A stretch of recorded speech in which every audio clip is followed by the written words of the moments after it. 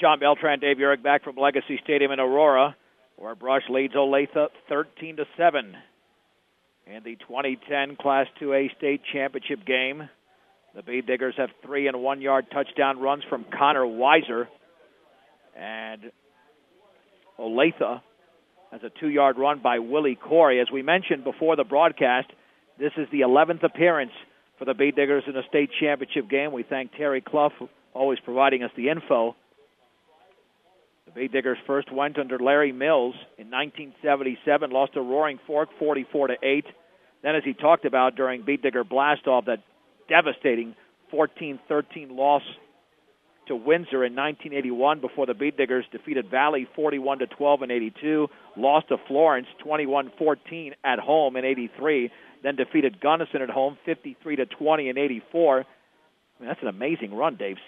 4 consecutive years for the Bead Diggers making the finals. Then they made it 3 years in a row in the 90s as they lost to Manitou Springs 41-14, fell to Ken Denver 20-16, defeated Burlington in 92 19-7, got back there 2 years later and won at St. Mary's 20-9, and then lost to Faith Christian in the second to last year under Larry Mills 21-19 in Brush in 1998. And what's even more amazing about this is that this is the 11th state championship appearance for Brush, all against different schools. They've never played one school twice. Yeah, that's awesome. I love to look at some of those teams we've played against too, and think about where they're at in the division. Like Roaring Fork, we played those guys just a couple of years ago in a playoff game over in Brush. That was remember? The 04 quarterfinals that Right. Brush won in overtime, 29-28, I believe was the score. It was a 1-point game when they went for 2, Yeah, and the Bead Diggers pulled that off. Yeah, I remember Coach Dreitz came off the field and he said that he left it up to his players, just like he did last week. What play did they want to call? And they threw it up in the air to Nick Dreitz, who was the tight end at the time. Yeah. So Windsor over the years, Valley's been a league team that we've always gone against. Florence, that was a fog bowl back then. I remember we went to that game, and Burlington, they're down a division now. Faith Christian in 98. A lot of great teams. Yeah, a lot of fantastic. And Burlington in there, and Burlington won the Class A title. In fact, they won the Class A title by this very same score last week over Ray, 13-7.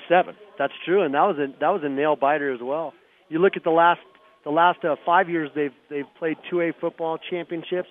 In 06, Faith beat Platte Valley, and then in 07 there wasn't a private school in there. It was public schools, Platte Valley against Platte Canyon. The next year was Olathe against Erie, and Olathe won that one in overtime. And then in 09 it was Kent and Faith, and then this year Brush and Olathe. Here's the kickoff by Miguel Ramirez. Eric Garcia has it at the 9 to the 15-yard line, to his right to the 20. Looks for a seam, breaks out of a tackle across the 25 to the 28. And Olathe saying they have the football. I don't know if the ball was fumbled. Let's see what the FAR official says. No, it's going to stay with the Bead Diggers, as Troy Rose, a sophomore, was in on the tackle. So let's see if the Bead Diggers can build on this 6-point lead as we begin the third quarter. They'll start at their own 28-yard line. I'm John Beltran with Dave Urick on a gorgeous December afternoon in Aurora. Connor Weiser and Tanner Morrow are split in that backfield. In motion to the right is C.J. Kukas. Garcia on the bootleg right. Gets a block from Kukas. Gets a second one from Kukas across the 30 to the 35. Talk about pinballing off a defender. That's what Kukas did to open it up for Eric Garcia, who picks up 7 yards in the play. Another great block that everybody was Kyle Muir, who was the guy that sealed Pyatt off to the inside. Well, that's a good start because, as you mentioned, Eric Garcia had 5 bootlegs in the opening half for only 9 yards. Yeah, you betcha. He has almost equaled that in one carry. Second down and 3 to go for the Bead Diggers at their own 35-yard line. Again, Weiser and Morrow in the backfield. On second down, Garcia will send Hansen in motion to the right. He'll hand it off right up the middle. First down for Weiser across the 40 to the 45, maybe the 46-yard line. Zach Cosper made the tackle, but it's a gain of 11 for Connor Weiser. Takes him up to 52 yards now, and as that time they came out with that slot back that was lined up where the tight end would usually be, but our tight end's out a little bit further. I wish I knew what the name for that was, but they sent him in motion like they did earlier in the game, showed like they were going to go sweep to this side and just ran a dive up the middle. At 1305 Edison Street in Brush, CNC Auto Parts is your local Napa Auto Parts store. First and 10 for the Beat Diggers at their own 46-yard line, 10:45 to go third quarter in the 2A state championship game, leading Olathe 13-7.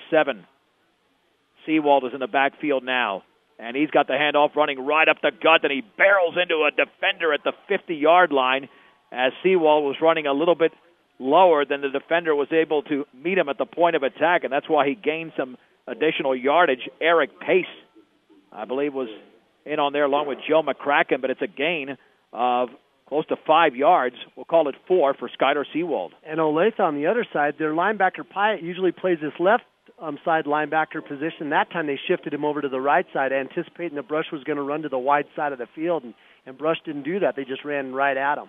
Second down and 6, just beyond the 50-yard line. With under 10 minutes to go in the third, and Brush leading Olathe 13-7.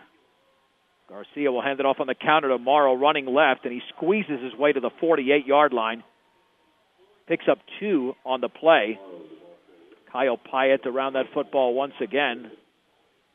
What else is new? And Ben Kaler was in on the play as well. 3rd and 4. And both those guys are linebackers, showing that it's really hard for this offensive line to pick those guys up and block them when they're blitzing in from those linebacker positions. You never know what gap they're shooting through.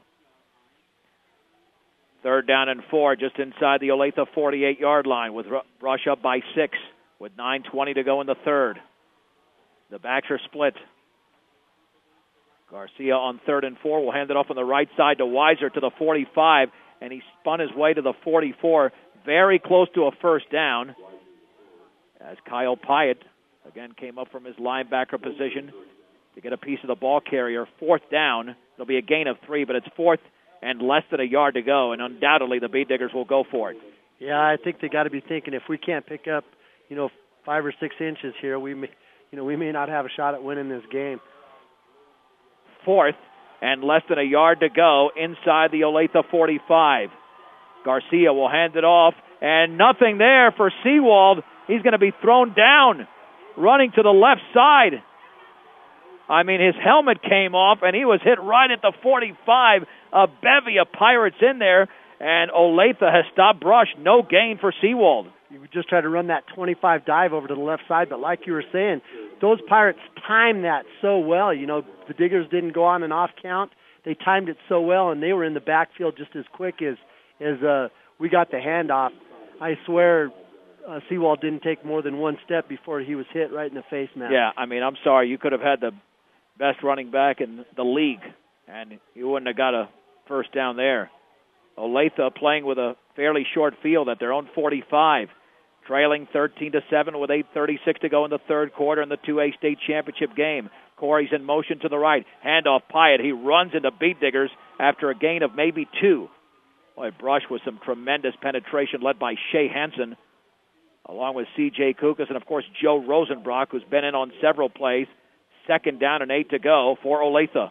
Yep, this is a big stick there for Brush, as they needed to show that they made some adjustments to try to shut Pyatt down, force that Olathe coaching staff to change their game plan a little bit. Northeastern Colorado's hometown savings and loan, with locations in Brush and Fort Morgan, is Equitable Savings and Loan. 2nd down and 8 from their own 47-yard line. Wallert is in a shotgun, sending Corey in motion. Wallert's going to hand it off to Pyatt on the left side at the 50-yard line. He's got a seam up the left sideline to the 35, by himself at the 20, to the 15, to 10, 5, and Kyle Pyatt is gone. 53 yards for an Olathe touchdown, and the game is tied at 13. 112 yards now for Pyatt. They just ran that dive to the left side, and none of the Diggers could make the tackle. He showed that he's got some good moves. He kind of stutter-stepped once to fake to the inside, then he took it back to the outside and ran away from everybody. Well, Dave, the one thing that has plagued the Beat Diggers this season has been the big play, usually through the air, but this time it was on the ground. And because of a missed extra point, Miguel Ramirez can give Olathe their first lead of the game. Off the hold of Ben Kaler. Awaiting the snap. It's down. That kick by Ramirez is up, and it is good inside the left upright. 7:48 to go, third quarter in the 2A state championship game. It's Olathe 14, Brush 13 on 1010 KSIR and KSIR.com.